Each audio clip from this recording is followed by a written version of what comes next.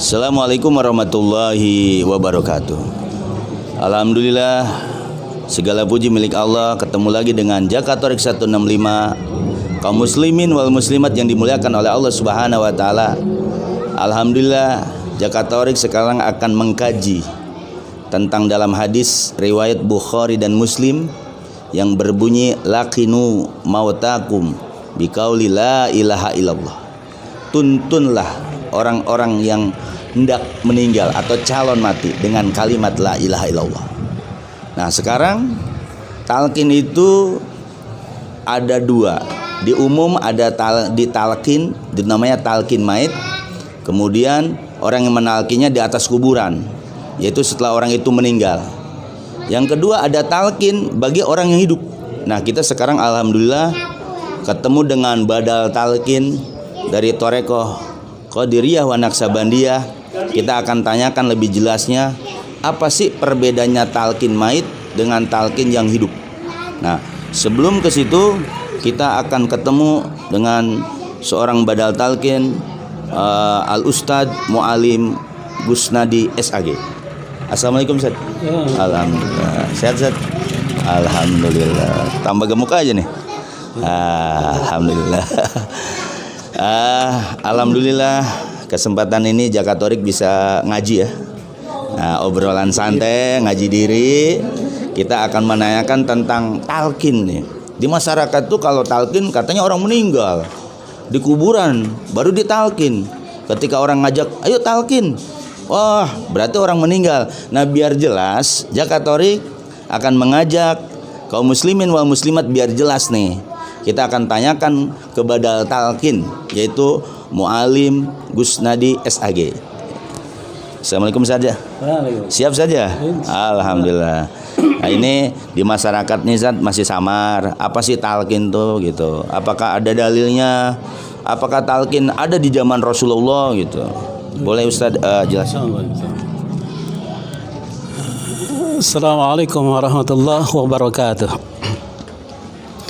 Bismillah, alhamdulillah, salatu wassalamu ala rasulillah Sayyidina Muhammadin ibni Abdullah wa ala alihi wa sahbihi wa man tabi'ahuda wa la hawla wa la quwata illa billah, amma ba'd. Kita membahas tentang talqin. Ada talqin untuk mayat, ada talqin untuk orang yang hidup. Sebenarnya apa kedudukan talqin yang sebenarnya itu? Jadi talqin yang tadi dikatakan tentang hadisnya itu laqinu mautakum bi kalimati la ilaha illallah. Tuntun orang yang calon mati sebenarnya dengan kalimat la ilaha illallah. La ilaha illallah itu adalah kalimat takwa sebenarnya. Kalimatul ikhlas, kalimatus syadid. Yang perlu kita bahas dalam Al-Qur'an ada kalimat thayyibah. Kalimat takwa ini yang dalam Quran surat Al-Fat 26 dikatakan wa aljamahum kalimat taqwa wa kanu ahaqqa biha wa ahlaha. Diwajibkan kepada mereka kalimat takwa dan mereka patut memiliki kalimat itu. Artinya apa? Talqin itu. Jadi arti talqin itu adalah tuntunan.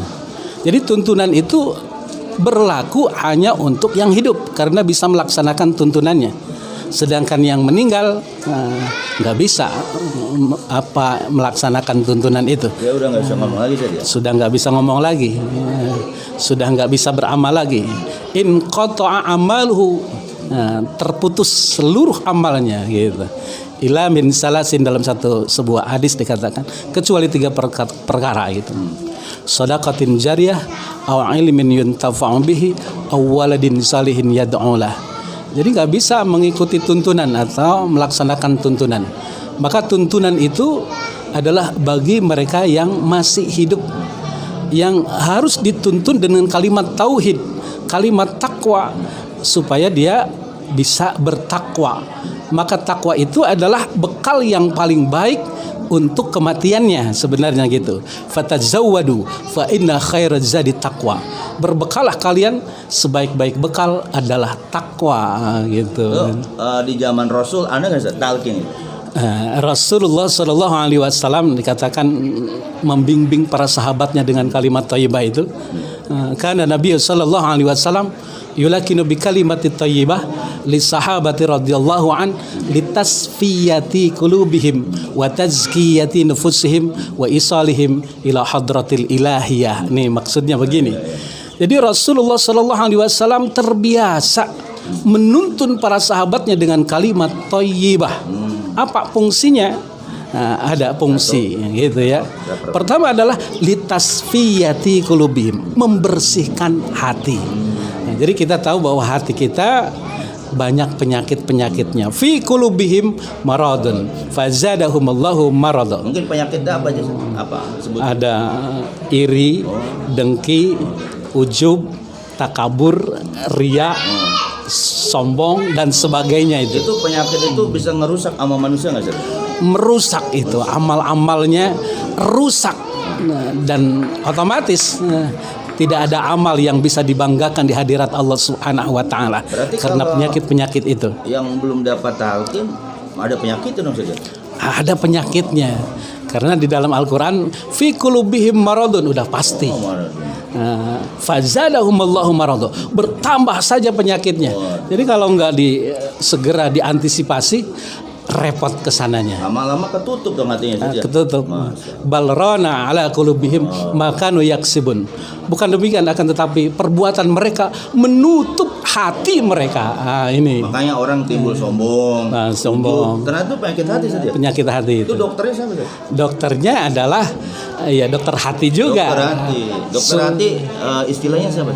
Nah, itu harus dituntun dengan kalimat thayyibah.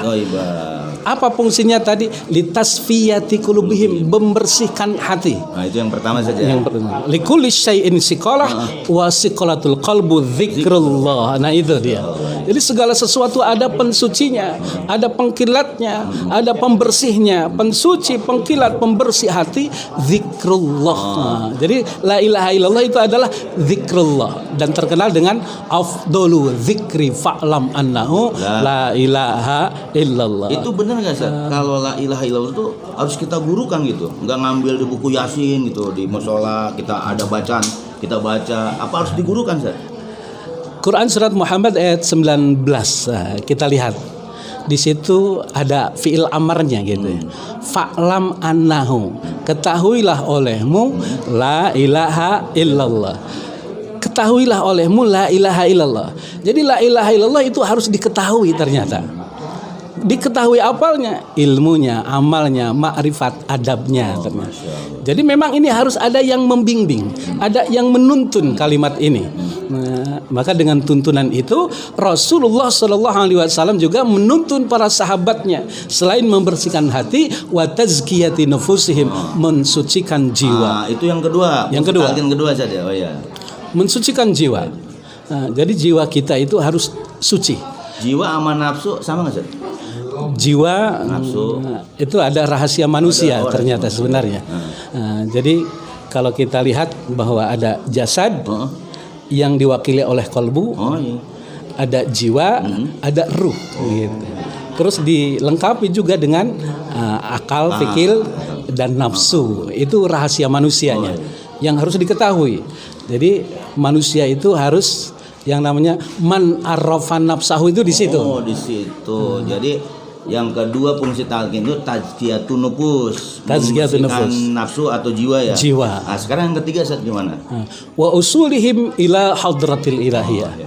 Jadi fungsi talqinan ini adalah mengusulkan segala maksud peribadahan sampai ke hadirat Allah Subhanahu wa taala. Coba bayangkan saja. Kalimat ini dikatakan dalam Al-Quran, ilaihi yas'adu kalimut tayyib wa amalus salih yarfa'u.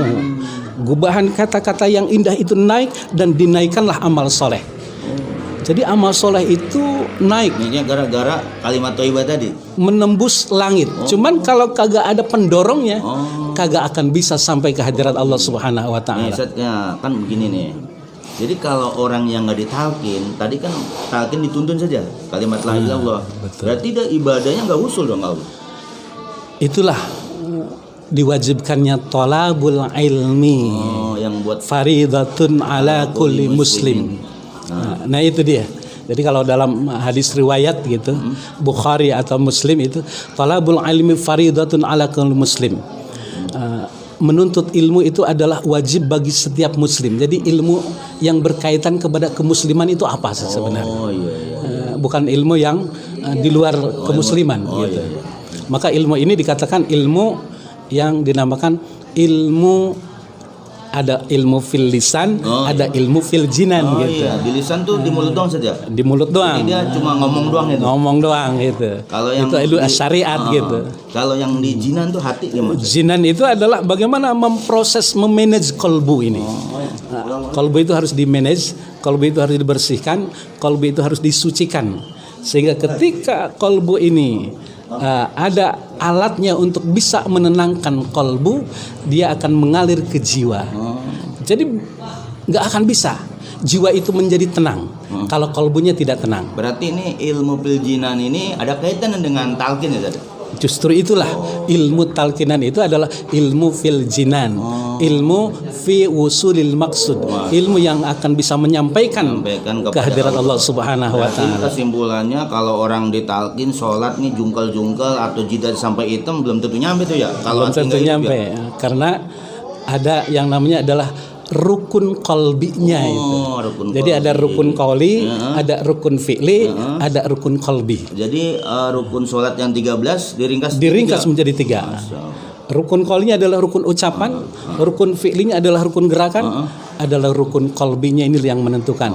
Huduril qalbi ma Allah, hadirnya hati bersama Allah. Inilah yang dinamakan dalam Al-Qur'an qad aflahal mu'minuna alladzina hum fi salatihim khashi'un. Sungguh beruntung orang-orang yang beriman, yaitu orang-orang yang khusyuk dalam salatnya. Yang bagaimana? 3 rukun inilah menggabungkan menjadi satu. Rukun qaulinya, rukun fi'linya, rukun qalbinya. Berarti gini, ada orang sholat dia hanya bisa rukun qauli, Ustaz. Rukun qauli. Rukun fi'li dia bisa. Tapi bagus. qalbinya dia pikiran kemana-mana. Gimana, Ustaz? Itu namanya masih fawailul lil musallin. Jadi bagaimana penjelasan itu gimana? Jadi sholatnya itu lalai. Ucapannya memang membaca Al-Fatihah misalkan, tapi pikirannya bukan kepada Allah. Ada kan begitu. Mungkin dia ucapannya bagus, bacaannya bagus, makhrajul hurufnya bagus, panjang pendeknya bagus gitu. Tapi itu hanya ucapan, tidak tembus ke dalam hatinya. Hanya ucapan, syariatnya saja. Itu nggak bisa ibadah itu usul kehadirat Allah Subhanahu wa taala. Luar biasa saja. Luar biasa. Mungkin Ustadz bisa simpulkan tentang talqin itu hukumnya gimana dan zaman Rasul gimana? Jadi talqin itu memang hukumnya wajib seperti apa yang diwajibkan oleh Allah Subhanahu wa taala tentang kalimat thayyibah itu. Jadi wa aljamahum kalimat taqwa, diwajibkan kepada mereka kalimat takwa. Itu kan udah wajib hukumnya. Wajib hukumnya dan patut memiliki kalimat itu. Nah, dari mana sih sebenarnya kita mendapatkan tuntunan kalimat itu? Kata Allah dalam Al-Qur'an, fas'alu ahla dzikri in kuntum la ta'lamun. Tanya kepada ahli zikir jika kalian tidak mengetahui. Begitu. Luar biasa. Insya Allah, alhamdulillah. Ini ilmu yang dalam. Makanya kalau pengen tahu tentang talqin baiat, tonton nih YouTube Jakatori 165. Jadi nggak usah ragu ya. Ini orang bilang talqin, orang mau mati, padahal tidak. Ternyata kata Pak Ustadz, ya, kata Pak Ustadz tadi yang wajib ditalqin itu orang yang masih hidup. Kalau orang yang sudah meninggal, udah kaku, kagak bisa ngomong. Nah, luar biasa. Ini masalah talqin ya. Yang mau talqin jangan ragu ya. Nah, kalau yang belum tahu tentang talqin, tonton YouTube, channel YouTube Jakatorek 165. Jangan lupa subscribe and share. Terima kasih ya.